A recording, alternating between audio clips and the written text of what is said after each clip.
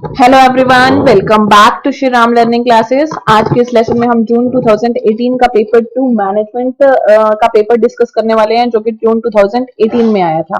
के क्वेश्चंस हमने डिस्कस कर लिए हैं। आज हम आगे के क्वेश्चंस को डिस्कस करते हैं। आइए स्टार्ट करते हैं हमारी नेक्स्ट क्लास में। 51 का क्वेश्चन क्या बोलता है, जो कि हमारा ये है स्ट्रेटेजिक मैनेजमेंट में से। ठीक है, स्ट्रेटेजिक मैनेजमेंट में से ये क्वेश्चन है। और एफएम, एचआरएम और इको ओबी के क्वेश्चंस हम सोल्व कर चुके हैं। अब एसएम की में से क्वेश्चंस आए हुए हैं। ठीक है, आइए स्टार्ट करते हैं स्ट्रेटेजिक मैनेजमेंट के क्वेश्चन। 51 का question, strategic turn around. Strategic turn around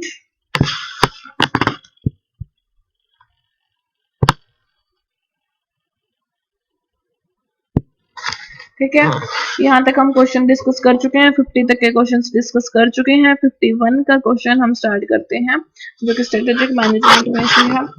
डाइवर्समेंट is usually a part of rehabilitation. Diversion किसका पार्ट होता है? रिहैबिलिटेशन का पार्ट होता है। और रिस्ट्रक्चर करता है प्लान, एंड ये अडॉप्ट किया गया है when a turnaround has been attempted but has proven to be unsuccessful. ठीक है, डाइवर्समेंट किसका पार्ट है? रिहैबिलिटेशन का। This statement is true. Statement 2 is correct. Okay, then option 4 is right. Next, ये सारा स्ट्रेटेजिक मैनेजमेंट मैंने complete turnaround और ये कॉम्बिनेशन स्ट्रेटेजी सब समझा रखे हैं। एक बार जिसने नहीं पढ़ा हुआ तो स्ट्रेटेजिक मैनेजमेंट की प्लेलिस्ट में जाके एक बार गो थ्रू हो लो, तब अभी इन क्वेश्चन के आंसर इजी वे से दे पाओगे। According to weighted factor approach to the strategic incentive management, if for any strategic business unit, return on asset is 25%, cash flow is 25%, strategic fund program यानी कि development expenses is 25%, market share increase is also 25%, then this will fall in which category? ये किस category में आएगा?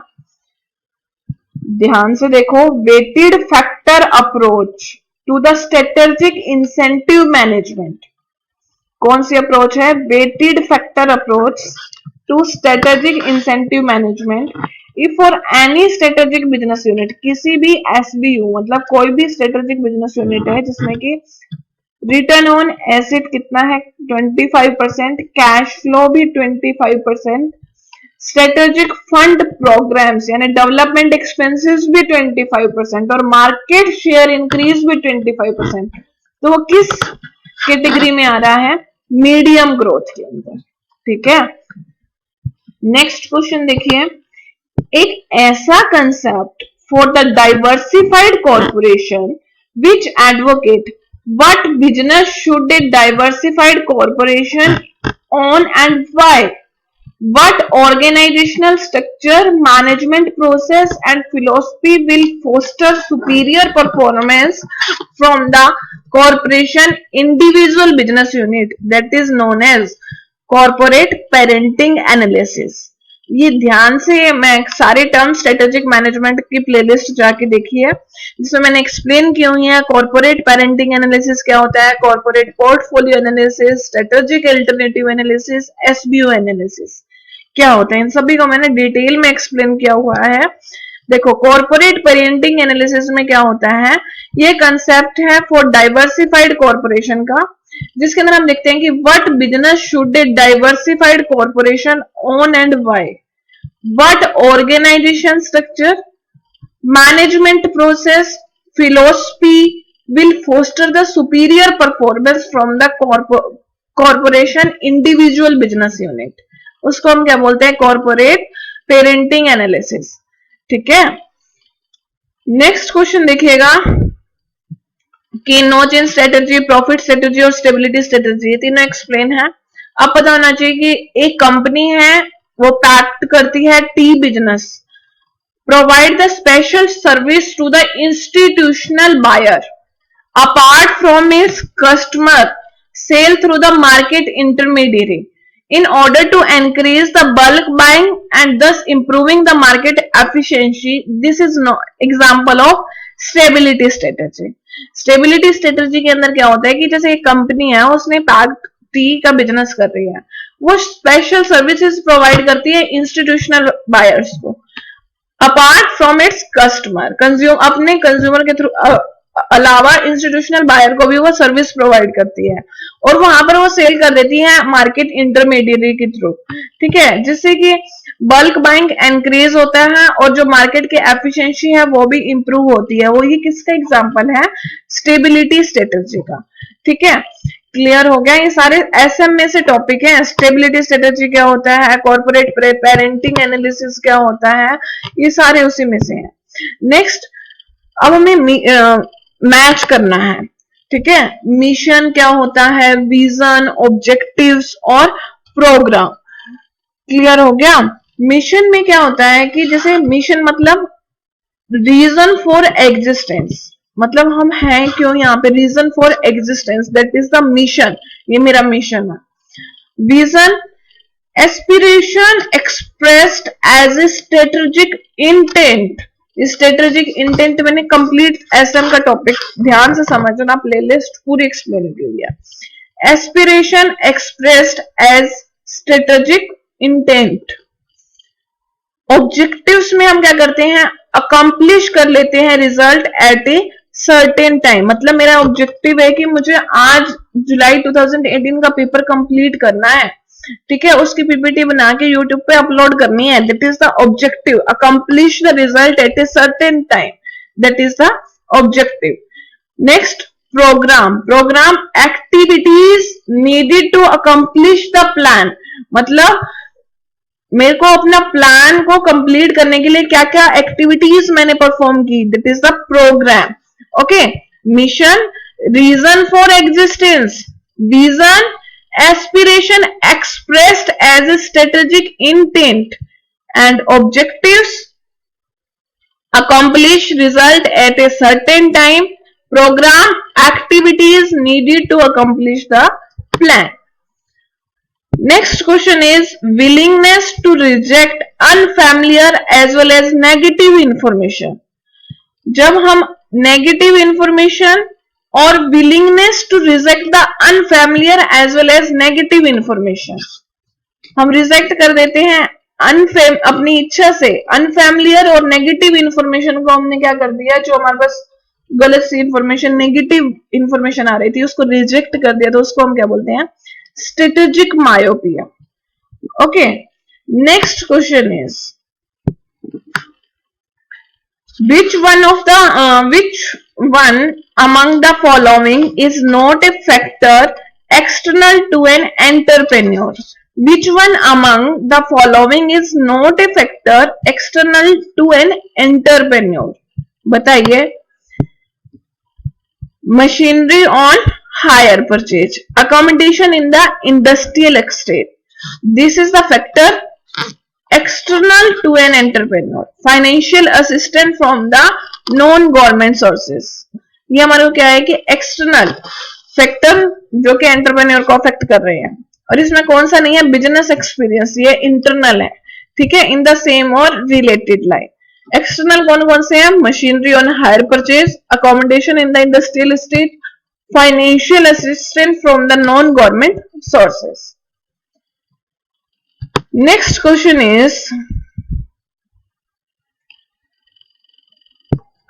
when an industrial unit fall sick, यानी कि जब एक इंडस्ट्रियल यूनिट गिर जाती है, सिक हो जाती है, those who depend on it have to face an uncertain future. The sick unit continue to operate below the break-even point and are thus forced to depend upon the external source for fund of their long term survival. देखो, जब industrial unit fall sick, industrial unit है वो कैसे गिरने लग जाती है, मतलब सिक हो जाती है, दोस्त वो किसके ऊपर डिपेंड करती है, on it face N uncertain future, ठीक है, मतलब फ्यूचर तो अनसर्टेन है, वो उसी के ऊपर डिपेंड करती है, ठीक है, ये बात तो। Next, sick unit continue to operate below the break even point, जब सिक यूनिट होती है वो ब्रेक इवन पॉइंट के बिलो भी ऑपरेट करती रहती है, and force to depend on the external source for the fund for their long term survival, और वो किसके ऊपर डिपेंड होती हैं? Secure needs external source for fund, कि वो लॉन्ग टर्म में सर्वाइव कर सके। Next question, individual who are the founder of the business and conceptualize a business plan by putting effort to make the plan a success are known as, उसको हम क्या बोलते हैं? Pure entrepreneur. प्योर एंटरप्रेन्योर कौन से होते हैं? जिसने बिजनेस को बनाया, जो फाउंडर भी है बिजनेस का और उसने बिजनेस प्लान भी बनाया, एफर्ट्स भी लगाए और जो प्लान बनाया वो सक्सेस भी हुआ, तो उसको क्या बोलते हैं हम? Pure entrepreneur. ठीक है। Next question is, entrepreneur is essential a creative activity. ये किसने कहा था? ये जोसेफ शुम्पीटर ने कहा था। एंटरप्रेन्योर एक ऑर्गेनाइजर है, कोऑर्डिनेटर है various sector of the production. ये किसने कहा था? फ्रांसिस ए वॉल्कर ने कहा था। एक entrepreneur is one who always search for change, respond to it and exploits its an opportunity. ये किसने कहा था? पीटर एफ ड्रकर ने कहा था। ठीक है। जिसने बोला कि एंटरप्रेन्योर एक क्रिएटिव एक्टिविटी है, ये किसने बोला? शुम्पीटर ने। एंटरप्रेन्योर एक ऑर्गेनाइजर है, कोऑर्डिनेटर है कई फैक्टर ऑफ प्रोडक्शन का, ये किसने बोला था? फ्रांसिस ए वॉल्कर ने। एंटरप्रेन्योर एक ऐसा बंदा है जो कि चेंज सर्च करता है, रिस्पॉन्ड करता है और एक्सप्लॉइट करता है अपॉर्चुनिटी, ये किसने बोला? पीटर एफ ड्रकर ने। नेक्स्ट क्वेश्चन देखो, ये सारे एंटरप्रेन्योरशिप यूनिट 10th के क्वेश्चंस हैं जो हमने अभी डिस्कस किए। नेक्स्ट 62 का क्वेश्चन क्या कह रहा है? कौन से ईयर में जो गवर्नमेंट ऑफ इंडिया है did not bring an industrial policy resolution? Government of India ने नहीं लाई इंडस्ट्रियल पॉलिसी रिजोल्यूशन 1965 में। और गवर्नमेंट ऑफ इंडिया कब कब लेके आई है इंडस्ट्रियल पॉलिसी रेजोल्यूशन? 48, 56 और 77 में तो लाई है, लेकिन 65 में नहीं लाई। ठीक है। 48, 56 और 77 में लाई है, बट 65 में नहीं लाई। Who among the following bridge the gap between the inventor and the manager? किसने ये गैप तोड़ा इन्वेंटर और मैनेजर के बीच में? इंट्राप्रेन्योर ने। किसने तोड़ा? इंट्राप्रेन्योर ने। Which one among the following is not a true statement? इसमें से कौन सी स्टेटमेंट ट्रू नहीं है? Good corporate citizenship is a source of national pride. ठीक है। जो गुड कॉर्पोरेट गवर्नेंस होगा वो रिड्यूस करता है फ्रॉड को। ठीक है। डिसिप्लिन और कंट्रोल कॉर्पोरेट गवर्नेंस है वो कंसिडरेबली रिड्यूस करेगा फाइनेंशियल टर्मोइल को, ये भी ठीक है। Accountability and transparency is not visible in less developed country, ये रॉन्ग है। ये बिजनेस एथिक्स में से क्वेश्चंस है। Ethics are moral principle and value. Ethics क्या है? मोरल प्रिंसिपल है, लेकिन वैल्यू क्या है? Govern the action of an individual. ठीक है। वैल्यू क्या है? Govern the action of an individual. Next question is, correct code distribute करना है हमारे को। Procedural justice. प्रोसीजरल जस्टिस में क्या होता है कि एक्शन परफॉर्म किए जाते हैं कंप्लाइंग टू द लॉ। ठीक है। लॉ के अकॉर्डिंग सारे के सारे एक्शन है वो परफॉर्म किए जाते हैं। Commutative justice. कम्यूटेटिव जस्टिस के अंदर क्या होता है कि जो justice is ensured at the beginning and all the people are treated equally.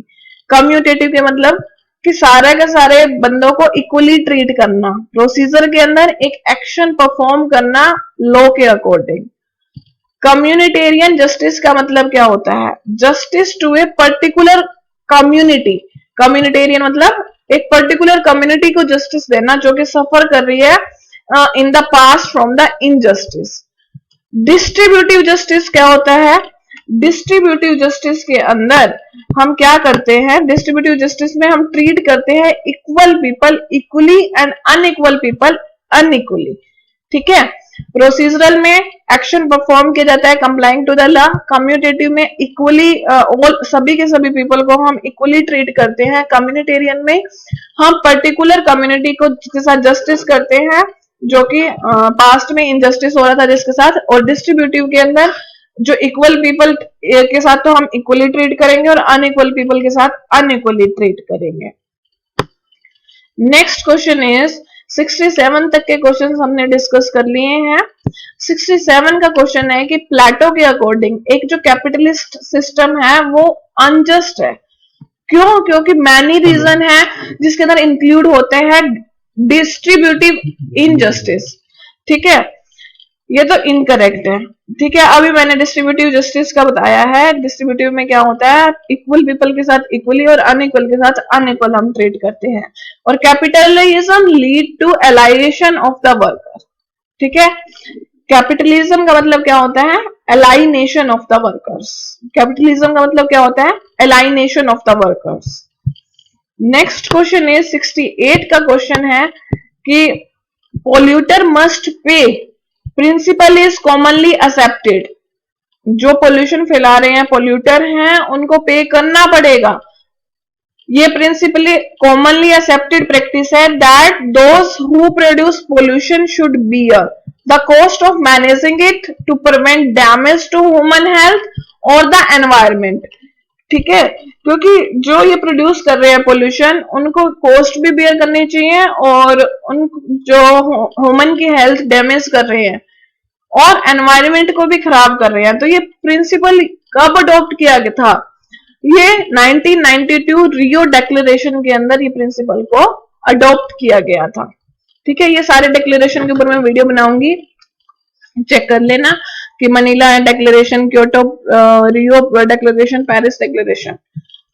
Next, improvement in the corporate governance. The Department of Company Affairs proposed a code of behavior for the public sector company in the year 1998. Complete corporate governance का एक बार अच्छे से go through होना उस chapter से, तभी इस question का आंसर आप अपने आप दे पाओगे। ओके, इसमें दोनों स्टेटमेंट इनकरेक्ट हैं। Next, who among the following has not given A model of the CSR।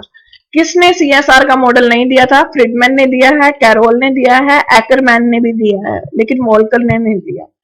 ठीक है, कॉर्पोरेट सोशल रिस्पॉन्सिबिलिटी का मॉडल वॉल्कर ने नहीं दिया, फ्रीडमैन ने दिया है। स्लाइड में हम बाकी के क्वेश्चंस को डिस्कस करेंगे। Thank you, bye bye.